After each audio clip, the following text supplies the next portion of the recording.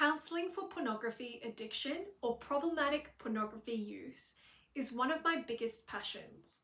What I love about working in that space is seeing the transformation from deep shame, from this deep sense of being out of control, overwhelmed, to a sense that you are capable, confident, in control of who you are as a person and the choices that you make.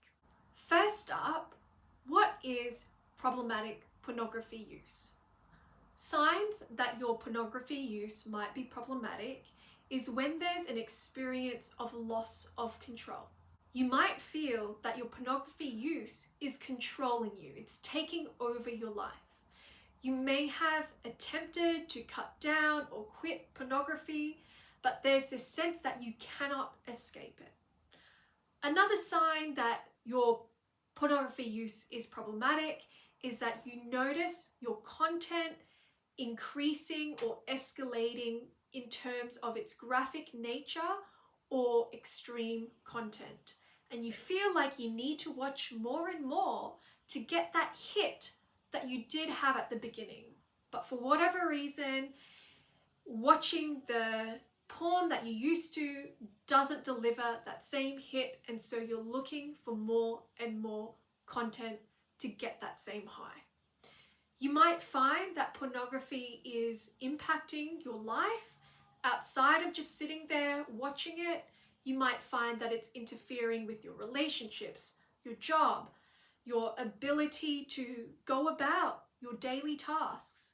This is another sign that your pornography use is problematic. You might notice that when you aren't watching pornography, feelings of emptiness, depression, anxiety might creep in. And these painful experiences drive you to seek out another hit of pornography. Another sign might be that when you consume pornography, you feel deep shame, and that shame drives you to keeping your pornography use a secret. Pornography, there is more evidence that some problematic pornography use becomes an addiction. And when it becomes an addiction, there are significant brain changes that happens for the individual using pornography. Not everyone who experiences pornography use as problematic necessarily has an addiction. However, if you are experiencing that sense of distress, regardless of whether it's problematic or an addiction, it is still worthwhile seeking help. When is pornography use an addiction? Addictions have a component where it alters your biology and it rewires your brain. There are physical changes that happen to your brain structure that continue to drive that addictive behavior. The first stage of addiction is binge or intoxication. This is when you learn that watching pornography releases a chemical in your brain called dopamine. You probably have heard of dopamine before, but this is a pleasure chemical. It feels good to watch pornography. Pornography, however, releases a huge surge of dopamine in the brain. And so you very quickly learn that watching pornography equals a great amount of satisfaction. However, continuously watching pornography and releasing those high amounts of dopamine drives another chemical which is there to hit the brakes and to regulate that amount of dopamine. This chemical is dynorphin. It's there to hit the brakes, to slow the release of dopamine. And with the increase of dynorphin, it also changes your circuitry for that dopamine responsiveness. So what this does is it decreases or desensitizes your brain to that dopamine release. When you experience that desensitization, it means that what you are watching, no longer gives you that same high. There's a numbing effect. This desensitization also means that natural rewards in your everyday life no longer give you that same amount of pleasure. For example, having sex with a partner doesn't feel as enjoyable, as pleasurable as it once did before. That's desensitization. Desensitization is the start of tolerance. Tolerance is when we need more and more of that pornography and more extreme versions of pornography to release that same sense of pleasure in our brains. Stage 2 of addiction is withdrawal.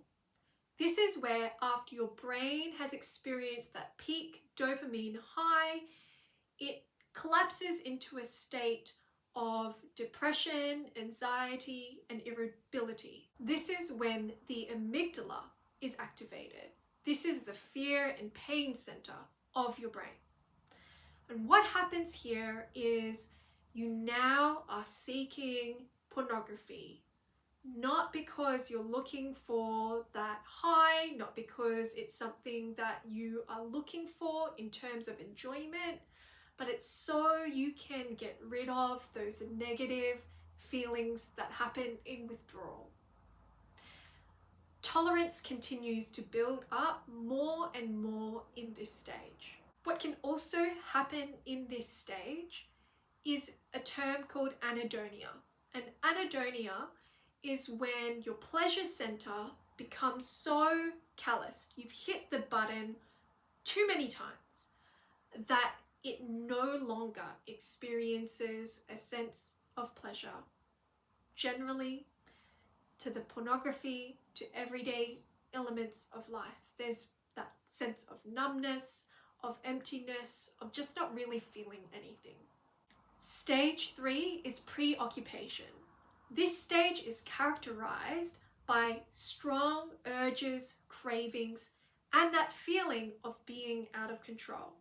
In this stage, your prefrontal cortex, the control center of your brain, has been negatively impacted, which impairs decision-making, impulse control, everyday cognitive ability.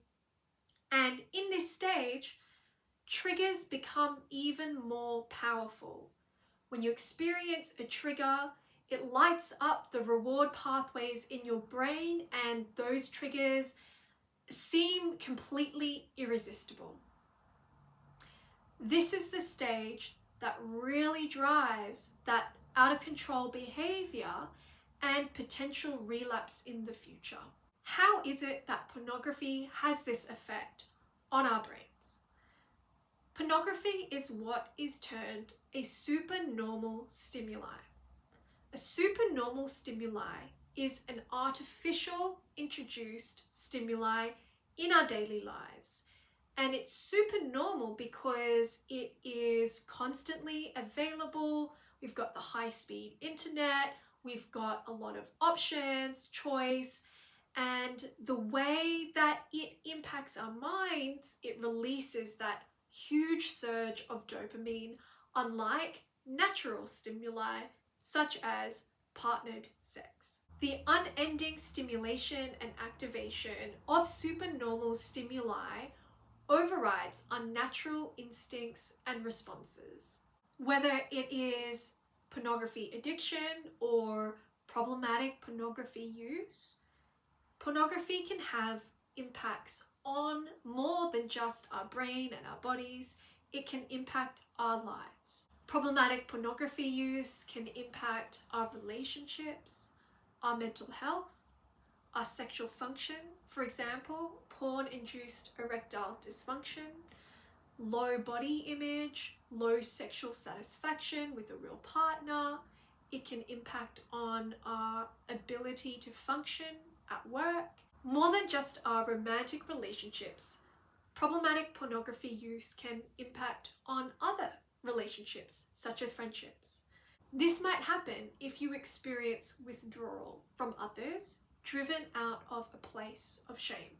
If you suspect that your use of pornography is problematic or that you are experiencing pornography addiction, I urge you to reach out and seek support. You do not have to do this journey alone. Many have gone before you, many have struggled just as you are struggling, and that shame that might keep you in the dark by yourself trying to hide, that can only be broken once you bring other people into that space. There are professionals like myself who care, who want to be able to do that journey with you. I provide online counselling for problematic pornography use and pornography addiction. If you would like to find out more or book a session, you are welcome to do so on my website.